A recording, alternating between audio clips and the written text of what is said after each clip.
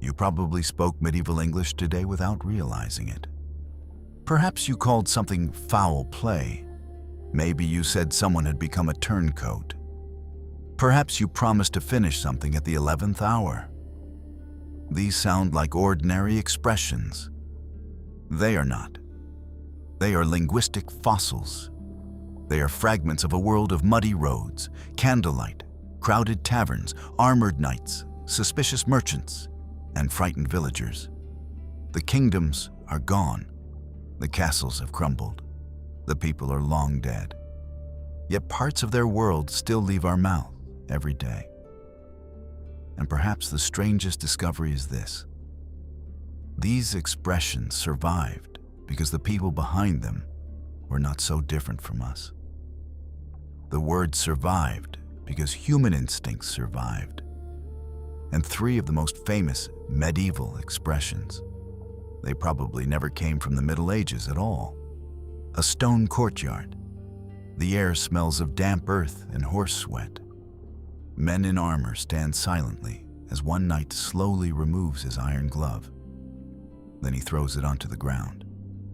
The gauntlet is not merely a glove. It is a challenge. If another man picks it up, he accepts the duel. Today, we still say someone has thrown down the gauntlet whenever they issue a challenge. But the expression survived because the psychology behind it never disappeared. Humans have always tested one another. At work, in politics, on social media, in families. The weapons changed. The instinct did not. The glove lies on the ground. Every eye is fixed upon it. Ignoring it may appear cowardly. Picking it up may be fatal. A single decision can determine reputation, honor, and social standing. To take up the gauntlet still means accepting a difficult challenge. The medieval world understood something we still understand. Challenges are rarely just practical. They are social. People want to prove themselves. They want respect. And sometimes they accept battles simply because others are watching. But not every medieval expression was born among knights. Some emerged in much noisier places. A scream erupts in the darkness. Someone has been robbed. Immediately, doors open. Dogs bark. Men grab lanterns and staffs. Under medieval English law, citizens were expected to join the pursuit. Ignoring the call could bring punishment. This was the hue and cry. Today it means public outrage or noisy commotion. But underneath it lies an ancient human behavior. People gather around emergencies. They react collectively. One frightened voice quickly becomes many. The technology changed. The psychology remained. A medieval village running after a thief is not entirely different from millions of people suddenly reacting to a breaking story online. A baker counts 12 loaves. Then he adds one more, not out of generosity, out of fear. Medieval authorities imposed strict penalties for selling underweight bread. Bread was essential for survival, and cheating customers could bring severe punishment. So many bakers included an extra loaf. A baker's dozen became 13. The phrase survived because trust still matters. People need to believe that food is fairly sold, that products are honestly measured, that someone is not cheating them. Even today, businesses understand the same instinct. Customers remember generosity, and they remember dishonesty even more. A hand brushes the coat of a horse. At least, that is what the expression seems to describe. Its true origin is stranger. The phrase comes from the medieval story of Fauvel, a deceitful horse who represented corruption, vanity, and political manipulation. To curry Fauvel meant flattering corruption itself. Over time, it became curry favor, to gain advantage by excessive praise. 700 years later, the behavior is everywhere. People compliment supervisors. Politicians flatter voters. Online personalities seek approval. Humans have always understood the social value of praise, and they have always suspected those who use it too skillfully. A farmer enters the chicken coop. Among the straw lies an egg that was intentionally left behind. People notice that hens often continued laying if an egg remained in the nest. That egg became the nest egg. Eventually, the expression described savings set aside for the future. The psychology is timeless. Human beings dislike uncertainty. They prepare, they store, they save. A medieval farmer protecting against a failed harvest and a modern family building retirement savings are responding to exactly the same fear. Tomorrow may not be kind. A carpenter hammers an iron nail through thick oak. Then he bends its end over. The nail can never be removed and reused. It is completely finished, completely useless, completely dead. By the 14th century, people were saying something was dead as a doornail. The phrase survived because humans constantly search for vivid metaphors. Death is difficult to describe, so people turn to ordinary objects. The details belong to history. The impulses belong to us. A peasant walks into woodland carrying simple tools. According to one possible explanation, people could legally collect certain branches using hooks or crooks. The exact origin of by hook or by crook remains uncertain, and that uncertainty matters.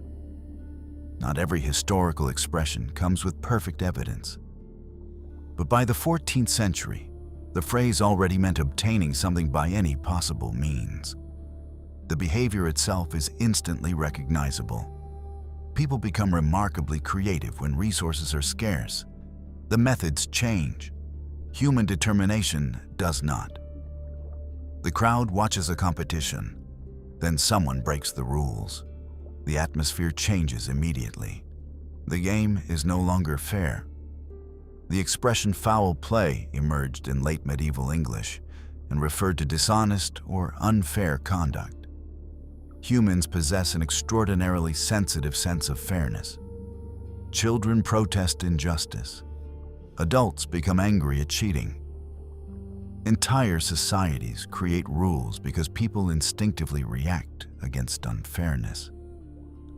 We are still offended by foul play because medieval people and modern people share the same expectation.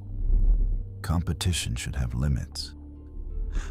A battlefield is covered with smoke. Banners flap in the wind. Allegiances are everything. And then someone changes sides. The expression turncoat likely emerged from soldiers literally reversing or changing identifying clothing to signal new loyalty. It became a word for betrayal. The phrase survived because loyalty and betrayal are among humanity's oldest emotional concerns. We remember those who stand by us, and we rarely forget those who do not. Candles burn low. The day is almost over. Time is running out.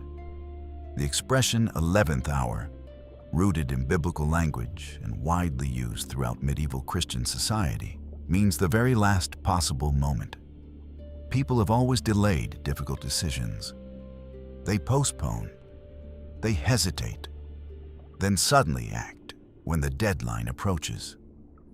Modern productivity books describe this behavior.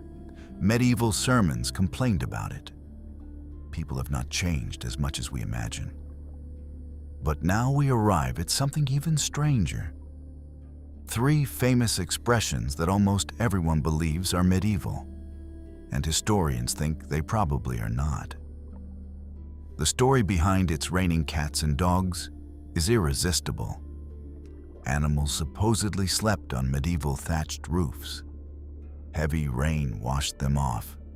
Cats and dogs fell into the street. It sounds wonderfully medieval. There is just one problem. Historians have found no evidence that this was a common occurrence or that the expression originated this way. The phrase itself appears much later. The story survives because it is memorable. Humans do not simply love history, they love stories, especially strange ones. This story about Saved by the Bell is even darker. People were supposedly buried alive. A bell connected to the coffin allowed the trapped person to signal for help. Terrifying, memorable, probably untrue. The expression most likely comes from boxing, where a fighter is rescued from defeat by the end of round bell. Why do people believe the burial story? Because it creates emotion. Fear makes stories stick. Sometimes legends survive better than facts. Perhaps no origin story is repeated more often as that of rule of thumb. The claim says medieval law allowed men to beat their wives with a stick no thicker than a thumb. The problem is that historians have found no medieval English law establishing such a rule. The phrase likely has entirely different origins connected to rough measurement. Yet the myth remains extraordinarily persistent. Why? Because people prefer explanations that are dramatic, morally shocking, and easy to remember. History can become legend. Legend can become assumed truth. And eventually, people repeat it with complete confidence. Language is an archaeological site. Some expressions are genuine fossils from the Middle Ages. Others are modern myths dressed in medieval clothing. But all of them reveal something remarkable. The people who shouted a hue and cry, feared becoming a turncoat, accepted a gauntlet, or saved a nest egg, were not fundamentally different from us. They worried about reputation. They feared uncertainty. They disliked cheating. They sought approval. They saved for tomorrow. They told stories. And somehow, traces of those instincts survived inside ordinary words. Languages change. Kingdoms disappear. Castles crumble into ruins. But human nature leaves fingerprints that can survive for centuries inside the phrases we speak every day. Which means that somewhere in your last conversation, without even realizing it, you may have spoken a little piece of the Middle Ages